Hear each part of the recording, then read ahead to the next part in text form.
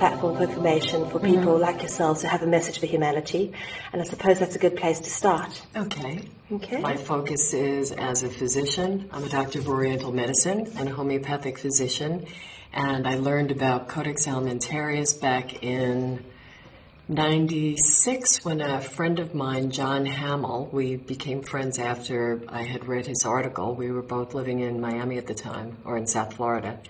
His article appeared about Codex in the Life Extension Foundation magazine, and it was shocking to me because I had used supplements for years, worked with supplements, done nutritional counseling, and I believe I had just gone back to school to get a degree as a doctor of Oriental medicine in an accelerated program, which I don't recommend. It's too much pressure.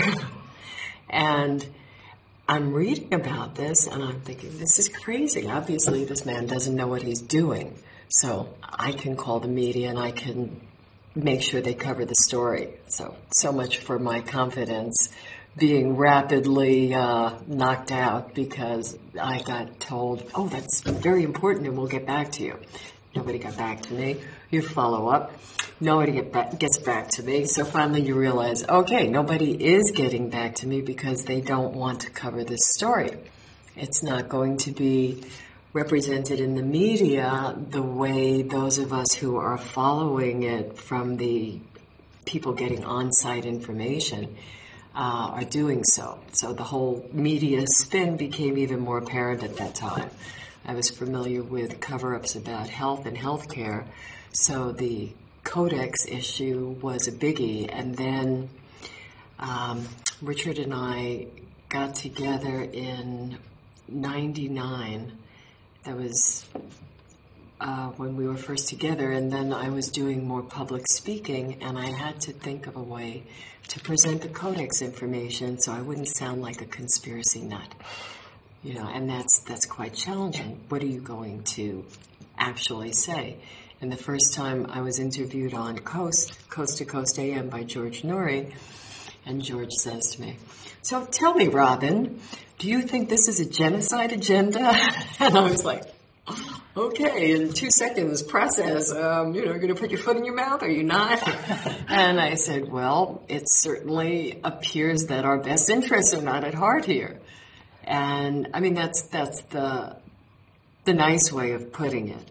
But what Americans don't understand, and I believe you and other Europeans and people outside of the United States, they're familiar with the idea of long-term planning, having a 5-year plan, a 10-year plan. I mean, maybe Americans are more familiar with the Russian idea of how they implement change, but it's for most European countries that they proceed in that manner.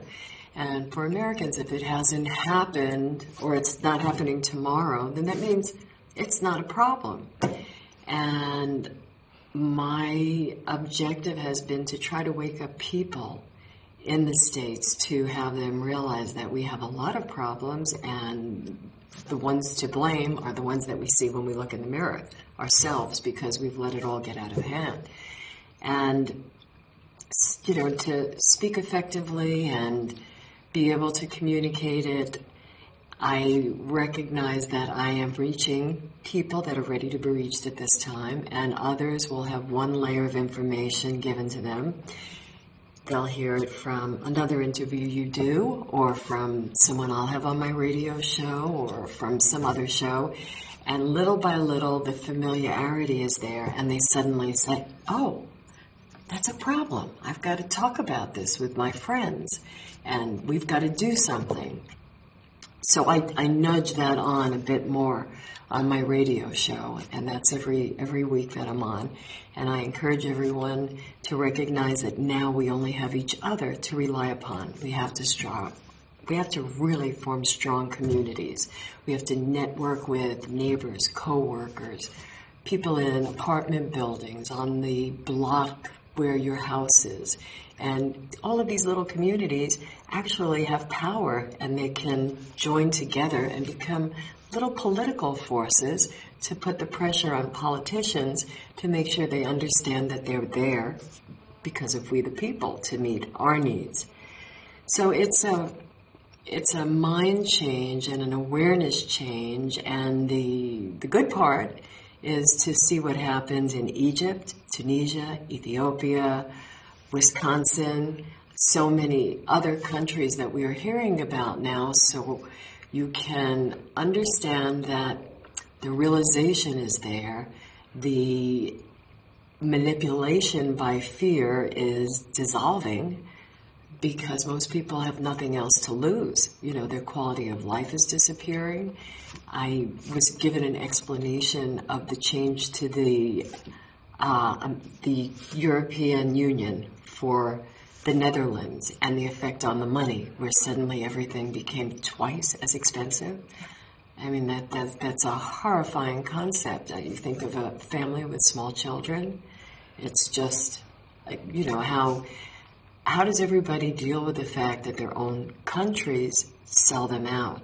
So that makes the point even stronger about networking with your own people. And looking at your own country selling people out, we're dealing with the Gulf Coast disaster. It's not a spill. It's a tragedy that has continued to this date. When I first saw what was happening on the news, here I am screaming at the television, when is that going to be fixed? This is crazy. All of that oil polluting an area that's hot, humid, the whole Gulf Coast. You go from Texas, Louisiana, Mississippi, Alabama, Florida.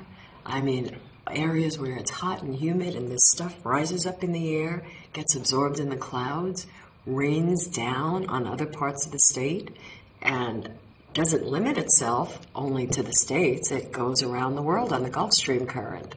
You know, this gets carried just like we're getting the fallout from Japan is getting carried. But the media has presented the Gulf Coast disaster as something that's not a problem. They claim they sprayed with Corexit in the beginning, and all of the reports indicate they had never stopped spraying with it, the different forms of it. They've gone on to other forms of Corexit, which the material safety data sheets, anyone can look that up online. There was nonsense about this is secret, we can't find the information. The information is right there, has to be right there for chemicals. In case of a spill or human exposure, and your skin will start to crawl when you read this, what the toxic effects are, and it's a hazardous substance. And they sprayed this over people, sprayed this over fish, all the sea life, just for cosmetic purposes, and there are some darker possible reasons, but the cosmetic purpose was a dispersant will attach to the oil and make tiny little particles that will then sink to the bottom of the ocean, and it won't be visible. Well, gee, if people can't see it, then it's not a problem. You know, the average person is like the bird that buries its head in the sand and thinks, oh, I don't see anything, so there's no problem. Nobody sees me. But that problem is there. It hasn't gone away. It has only become worse. And there are other people that say once you do that and you make all these little microglobules, they can no longer measure the amount of oil. And then British Petroleum can't be fined for the amounts that have spilled.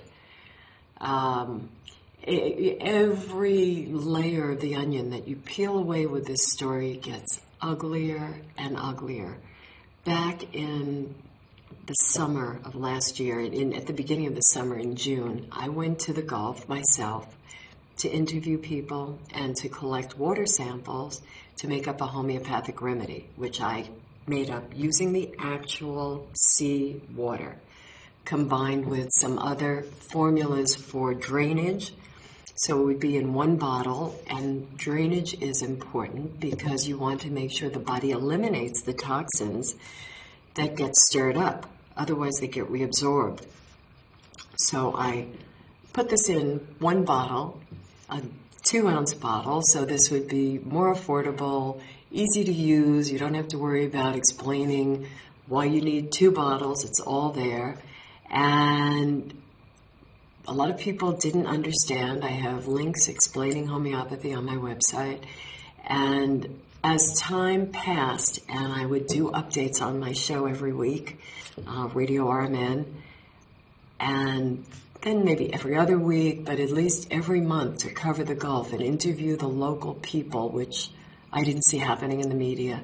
You didn't have local people sharing the stories that their dogs are coughing and hacking and their hair is falling out and they've got sores and scabs, and the people have sores and scabs and respiratory disorders.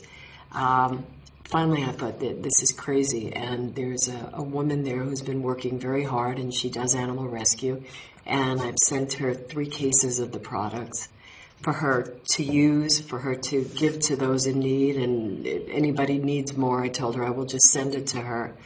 And my objective when I made the formula was that this will be great for people to recover, never imagining back in June of 2010 that it wouldn't be cleaned up when we have so many means for remediation with biological products that Oppenheimer used, the microbes that exist at the seafloor that are known about, that will eat the oil, that are in the charters for Texas, Massachusetts, I think Louisiana, and another state.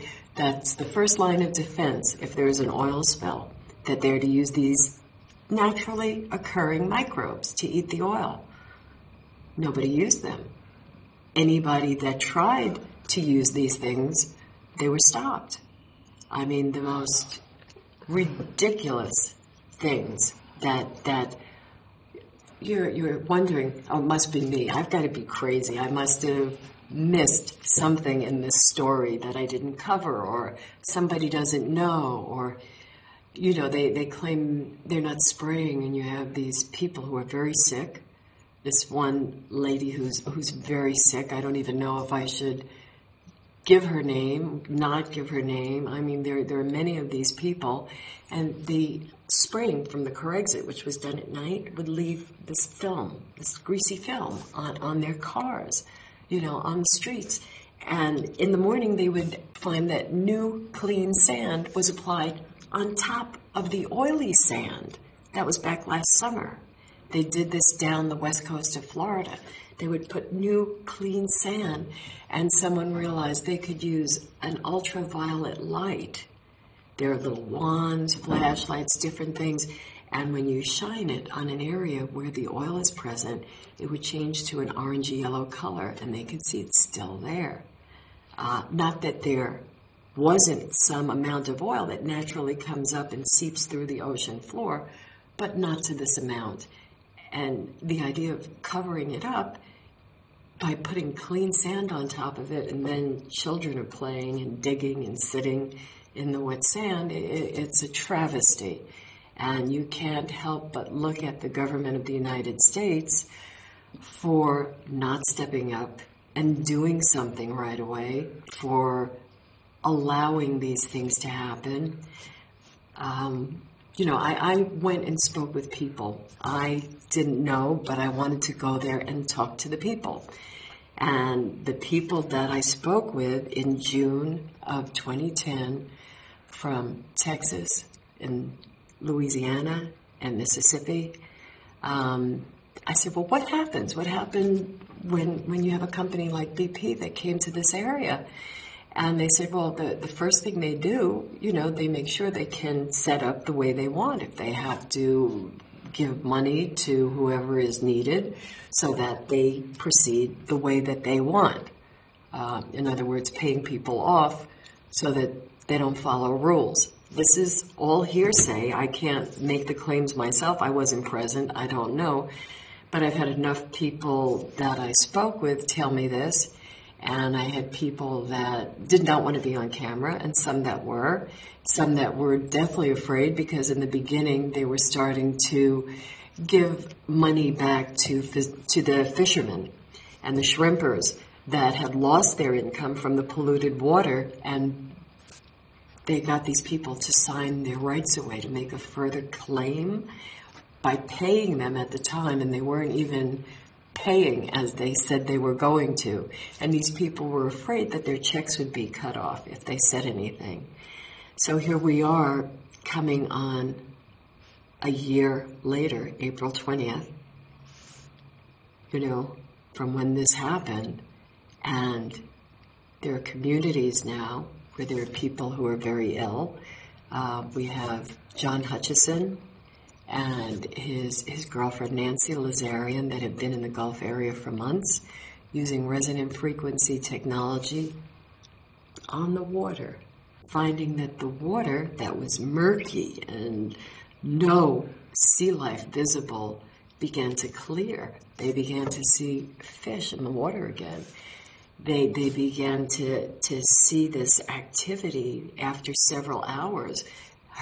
Nancy's own reaction to feeling physically ill and horrible sinus pressure clearing after several hours of playing these frequencies is very dramatic. Does anybody want their help in the government? No. This can only be done from private property. So it's these things that we're looking at that we have to address and recognize. Okay, if we reach out to each other, we're able to make a difference.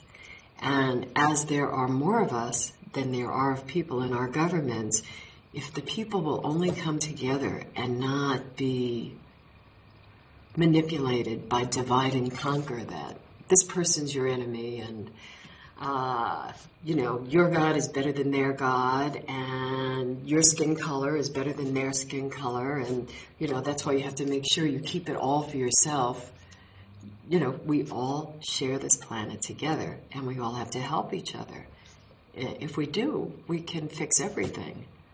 It's just, it's a matter of time and understanding, and that seems to be the conscious change, which is finally happening.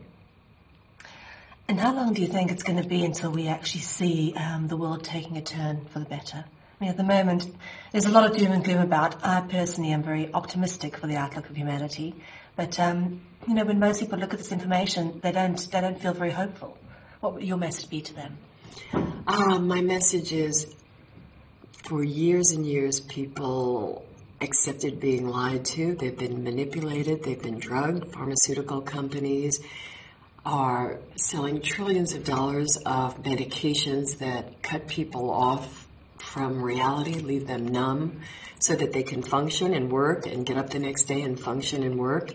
And yet somehow, in spite of all of this, change has been taking place in the countries I mentioned before, like Egypt, oppressed countries, Tunisia, Libya, Wisconsin in the United States, other states waking up. It's something to really take heart in and to feel good about and to help and to make sure that everyone who sees the important work that you are doing for your show and the video presentations that you do, everyone fortunate enough to be able to see all of your work has to share it with others. And that's the biggie, and that connects us even at deeper levels. But we have to be the change that we want to see. It's up to all of us to take that responsibility, which lies very heavily on me. I just have been challenged to find the best way. But you're doing it. I'm doing it. There's so many others that are out there doing it.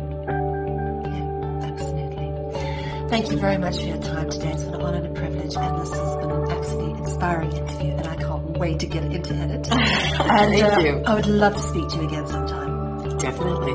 I appreciate the opportunity. My pleasure.